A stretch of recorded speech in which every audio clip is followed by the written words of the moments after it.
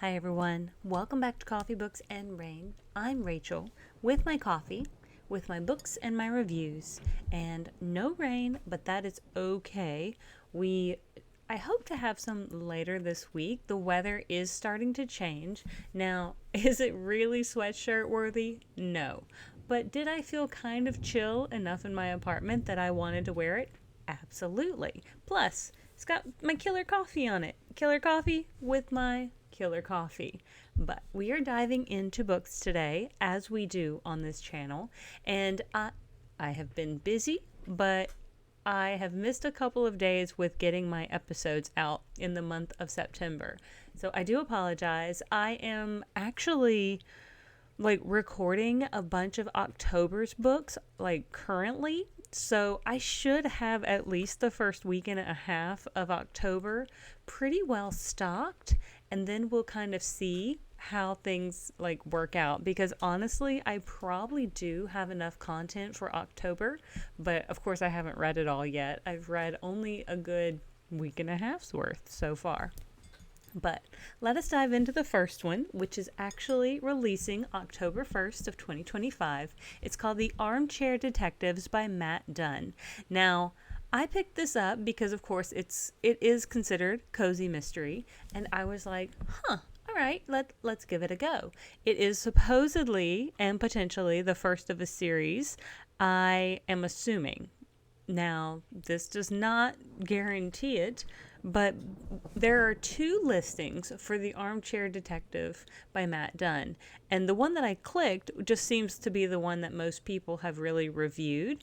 And it seemed like the second one may have said the first in the series. But anyway, let us continue and let us go into the summary. And my computer keeps going from bright to low. So if the lighting is changing, it's my laptop. It's my laptop that's shining at me that is changing its brightness. I don't know what it's doing.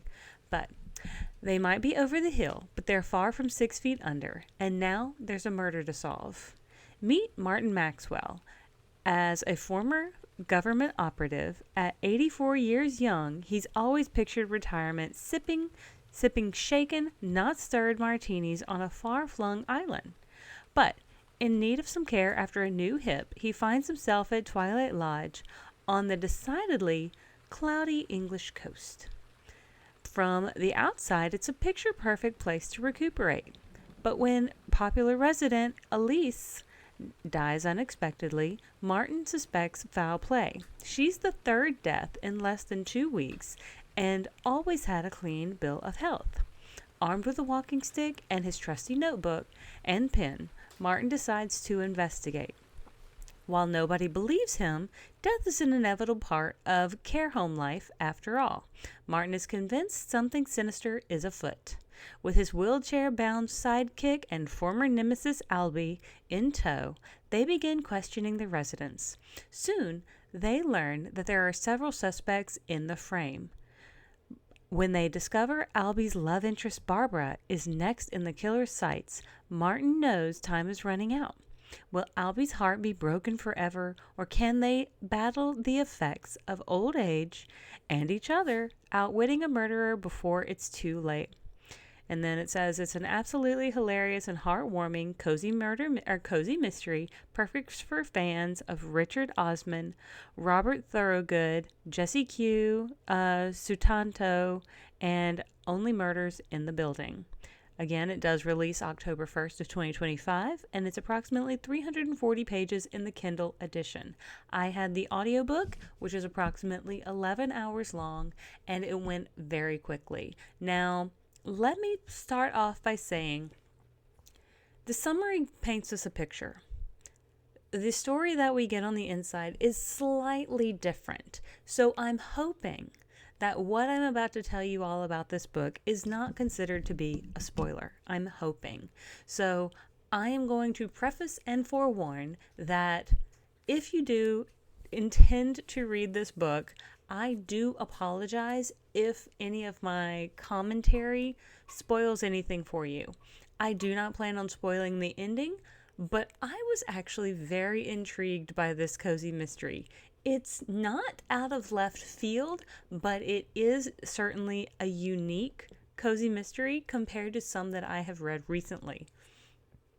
Now, I am very familiar with cozy mysteries which have sometimes slightly elderly characters or duos, to say the least. Usually there are two individuals. I mean, potentially there's a couple more, but two is pretty common, especially when we start with Sherlock and Watson. However, in this particular case, they are even older than maybe even Miss Marple, because these two individuals, Albie and Martin, are in a care facility. Now, Martin is there of his own volition because he has decided that while he recuperates with his new hip, he does not want to be a burden on his daughter Dion, who is, it seems to be a detective, or potentially not a detective, but a constable for the local constabulary. And so he decides to, take up some temporary residence at this particular care facility. And it's nice enough. I mean, there are some long-term residents here, and Albie being one of them. So here's the funny thing, and I suppose it could potentially be spoiler number one. There is no real definitive proof that Martin was actually a secret agent. That we're aware of as the story progresses. So from the beginning, he's talking about all these things he's done and how he could, roll into a room and leg sweep somebody, but, he doesn't want to put people on their guard, so to speak. So he's just going to take it easy. So we're getting a lot of his internal dialogue of the things he could be doing, but because, maybe he's not as spry as he used to be, or he doesn't want to put people on the defensive, or all of these excuses, he never actually utilizes any of his spy skills.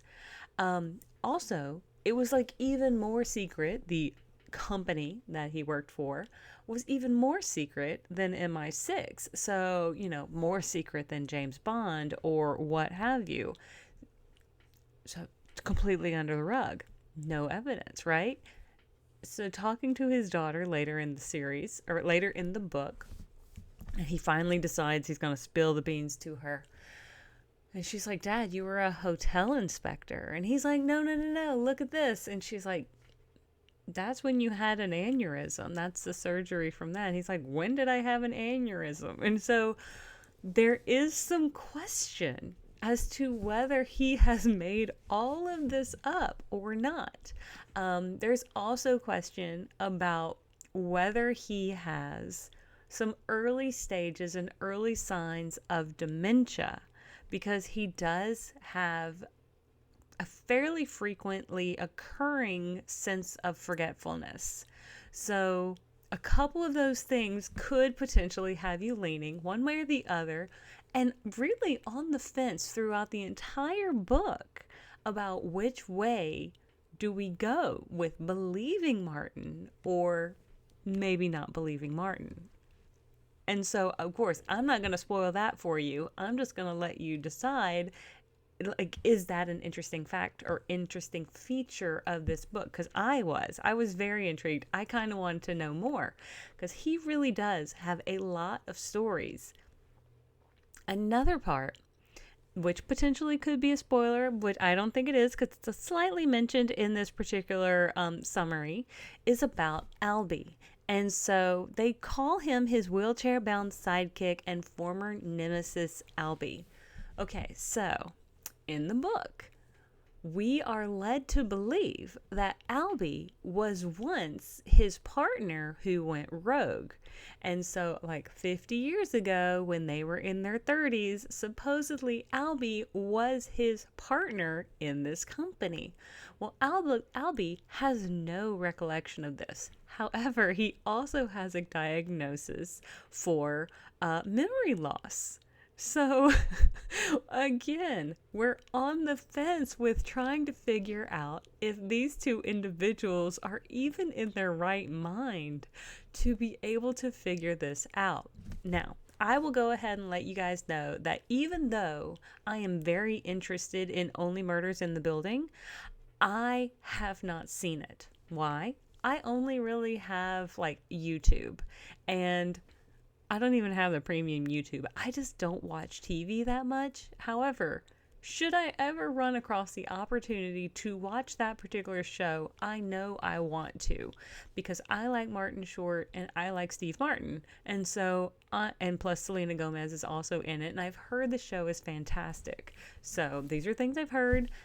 And I grew up with the other two being fairly common comedians in, early 90s movies. And I think they were both on SNL. I forget. Anyway. So, though I've not seen it, I do get the sense that that's why this is kind of recommended for fans of that. So, going back to the story. So, now I've given you a little bit of background on Martin and Albie. And we've also talked a little bit about Martin's daughter, Dion. And it seems as though Albie doesn't seem to really have any family, so he's really just kind of waiting it out. Now, Albie does have a pretty big crush, and I mean, I think Barbara's into him too. She's another resident of this particular retirement home. And so he's very protective of Barbara. So apparently, well, here's another thing about this story. Sorry, I just hit the mic. We don't actually know if a crime of any kind has actually been committed for a very long time.